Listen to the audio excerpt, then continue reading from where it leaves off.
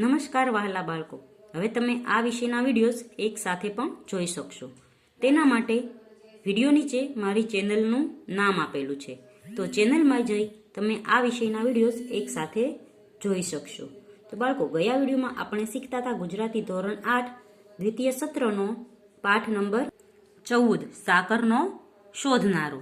તો પાઠ છે તે એકાંકીના સ્વરૂપમાં છે. એકાંકી છે તે આપણે નાટ્યગૃહમાં ભજવાતું હોય છે.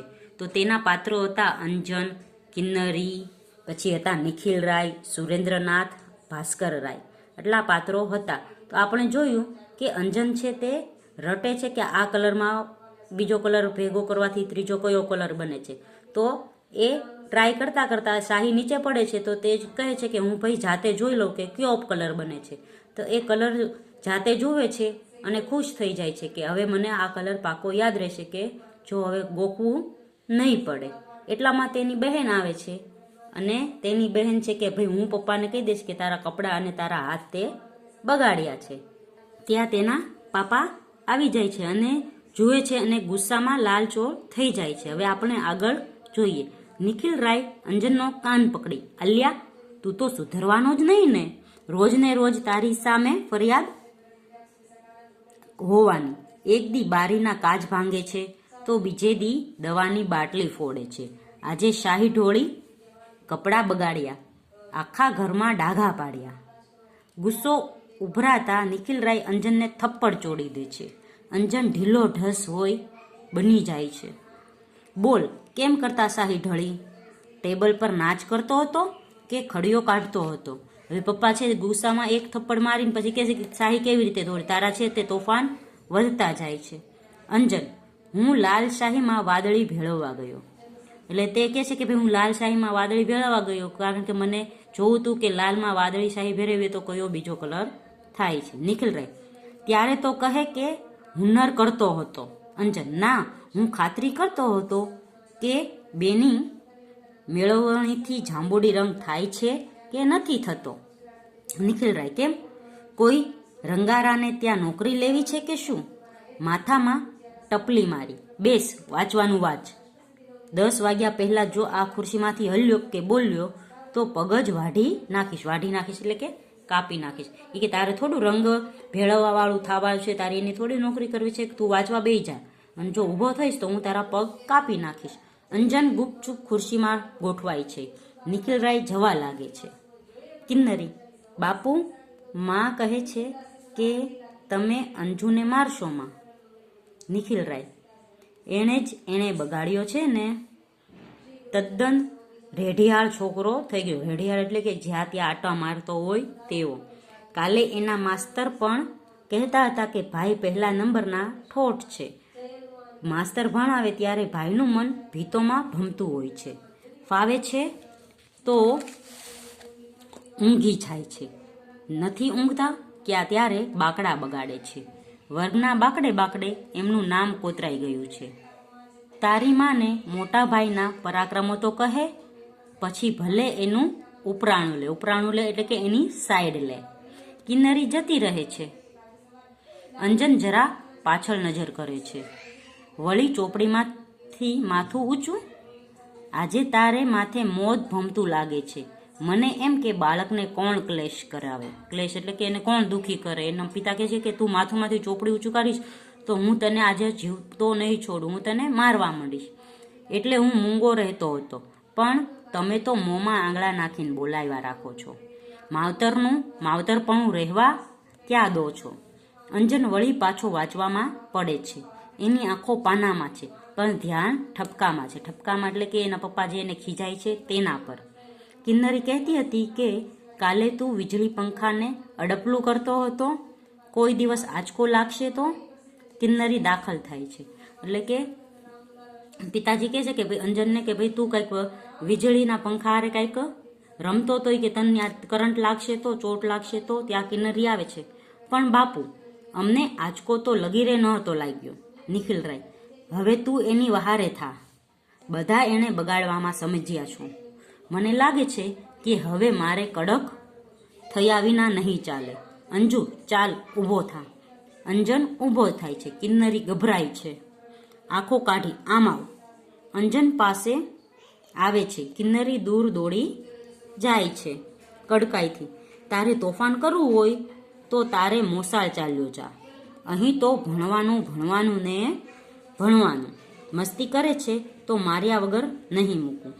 આજથી બધું બંધ છે. પૈડું ભમરડો લખોટા મને સોંપી દે. સાયકલ પર બેઠો છે તો તારી વાત તું જાણ્યો. ચાલ બધું બહાર કાઢ.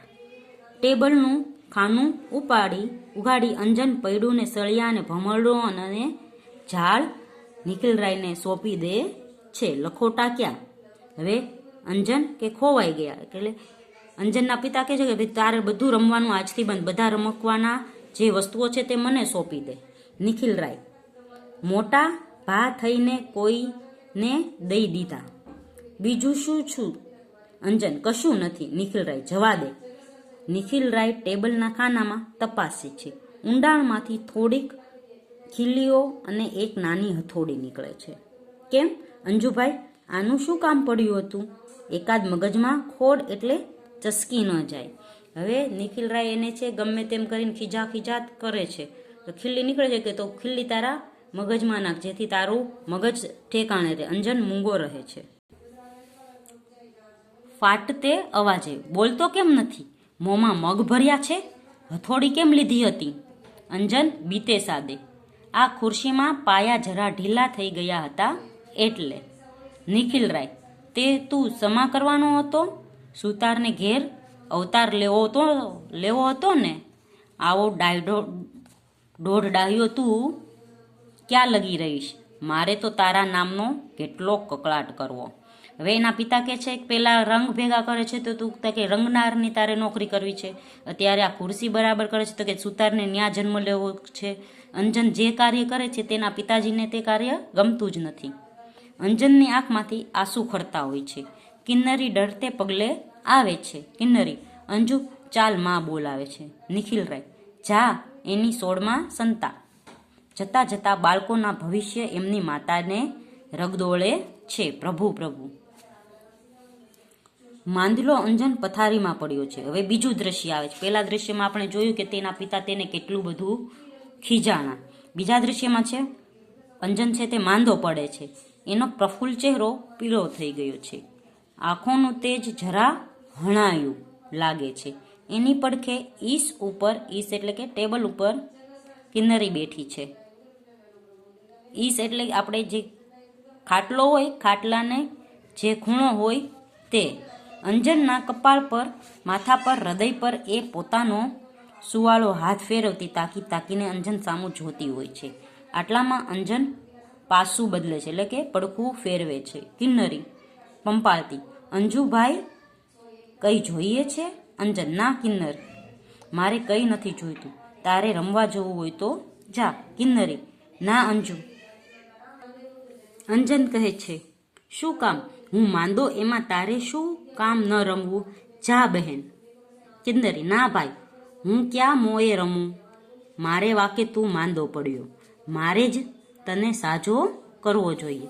હવે કિન્નરીને એવું થાય છે કે તેનો ભાઈ તેના માટે માંદો પડ્યો છે, કારણ કે તેને પહેલાં તેને ન કીધું હોત તો તેના પિતા આટલું બધું તેને ખીજાત નહીં.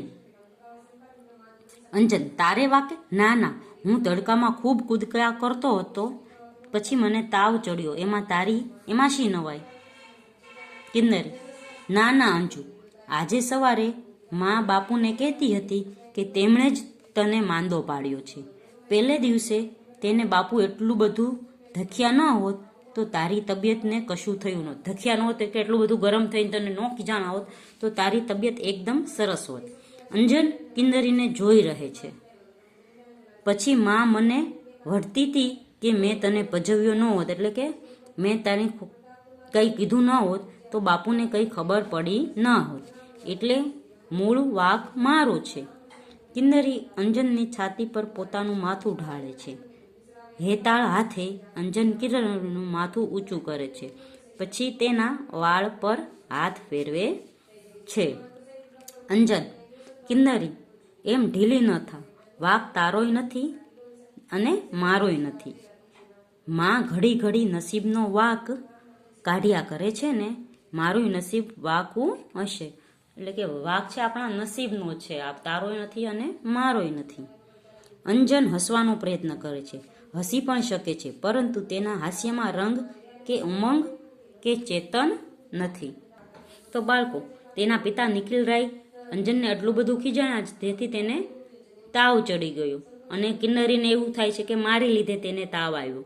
પણ અંજન કહે છે કે ભૂલ આપણા નસીબની છે, તારી નથી અને મારી નથી. તો બાળકો, આવતા વિડીયોમાં આપણે જોઈશું કે આગળ શું થવાનું છે. ત્યાં સુધી ગુડ બાય, ટેક કેર.